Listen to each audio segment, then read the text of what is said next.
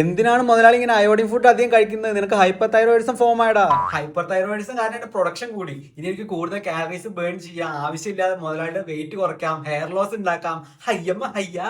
ചേട്ടായി കൂടിയാ ഞാനും കൂടും. ഞാൻ പോയിച്ച് sleep issue, anxiety, heart rate ഇതൊക്കെ കൂട്ടിയിട്ട് വരാം. നീ ഇത് കാണുന്നില്ലടേ? കാണാതിരിക്കാൻ ഞാൻ കണ്ണോട്ടനൊന്നുമല്ല. പിന്നെ എന്താണ് നോക്കിക്കൊണ്ടിരിക്കുന്നത്? ഇടപെടാ. എട പൊട്ട, താൻ എനിക്ക് തരുന്ന സിഗ്നൽസ് നിർത്തിയാലേ എനിക്ക് എന്തെങ്കിലും ചെയ്യാൻ പറ്റുള്ളൂ. Sorry, my mistake. Signal post, signal post. ഇനി ഹോർമോൺ പ്രൊഡ്യൂസ് ചെയ്യാനുള്ള ഓർഡർ ഞാൻ പോസ് ചെയ്യാം. Hey Siri, call thyroid.